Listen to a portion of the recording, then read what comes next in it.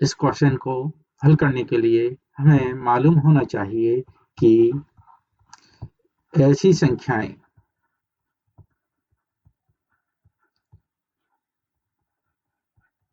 जो 2, 3, 7 और 8 पर खत्म होती हैं,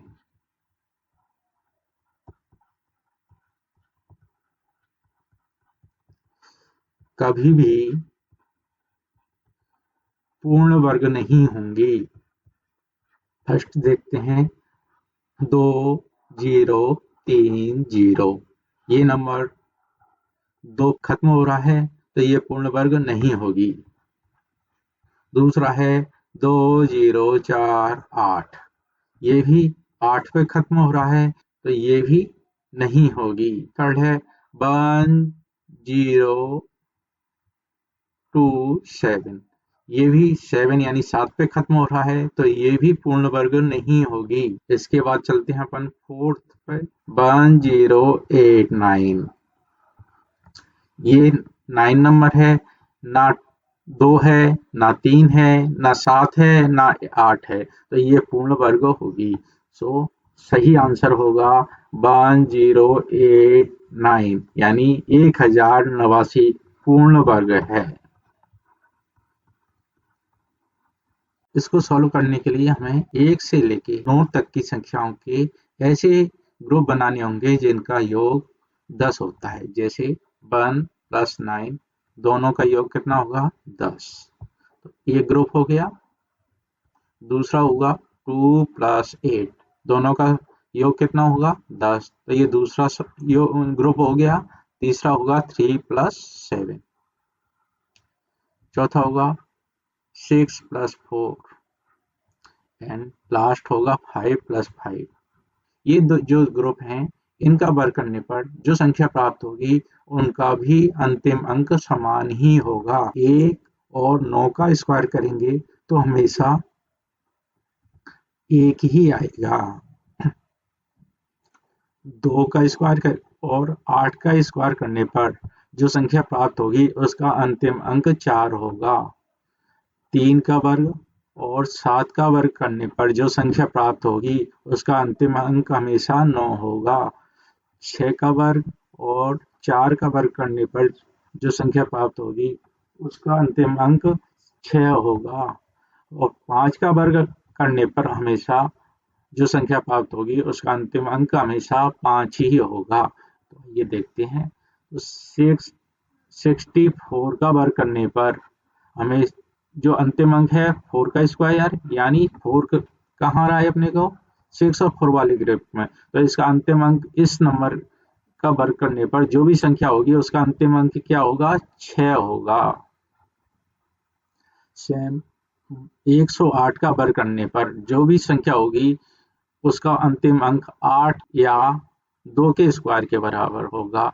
तो 8 का स्क्वायर जो भी संख्या होगी 4 होगी। 292 का स्क्वायर करने पर हमें 2 के स्क्वायर के बराबर जो संख्या होगी वह अंतिम अंक में मिलेगी। 36 यानी 36 का स्क्वायर करने पर जो संख्या होगी उसके अंतिम अंक में जो संख्या होगी वो 6 के स्क्वायर के यानी 6 के स्क्वायर के बराबर होगी। तो हमें जो संख्या प्राप्त हुई है उनमें 64 के स्क्वायर में अंतिम अंक वाली संख्या होगी 6। 108 के स्क्वायर में अंतिम अंक होगा 4। 292 के स्क्वायर में अंतिम अंक होगा 4।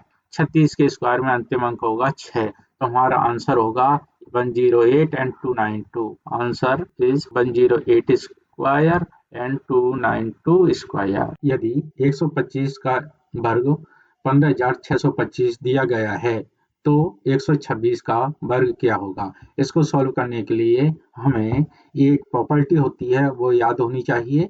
ए प्लस बी का whole square is equal to A square plus B square plus twice A B. चलते हैं इसे सॉल्व करते हैं। या 125 को हम एक जोड़ दें 125 में एक जोड़ दें तो इसकी वैल्यू कितनी हो जाएगी 126।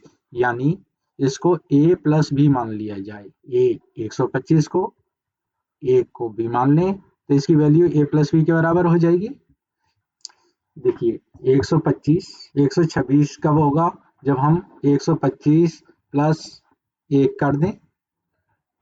यदि 125 को a मान लें, 1 को b मान लें, तो इसकी वैल्यू कितनी हो जाएगी 126। अगर a प्लस बी का होल स्क्वायर के रूप में लिखें तो ये इसकी वैल्यू कितनी होगी 126 का होल स्क्वायर। तो इस वैल्यू को a प्लस बी की वैल्यू को इस प्रॉपर्टी में रखेंगे तो अपने को जो वैल्यू आएगी वो 126 के स्क्वायर के बराबर होगी। तो आइए रखते हैं। a की वैल्यू क्या है 125, इसका स्क्वायर कर दिया। b क्या है 1, इसका स्क्वायर कर दिया, प्लस 2 मल्टीप्लाई a की वैल्यू है 125, b की वैल्यू है 1। अब इनको सॉल्व करते हैं। 125 का स्क्वायर प्लस 1 का स्क्वायर प्लस इसको सॉल्व करने पर हमें प्राप्त होगा, एक को 125 से मल्टीप्लाई करेंगे तो 125 होगा, 125 को 2 से मल्टीप्लाई करेंगे तो 250 यानी 250 होंगे। 125 का स्क्वायर 125 कर लेते हैं। 1 का स्क्वायर हमेशा 1 रहता है, 250 को 250 लिख लेते हैं।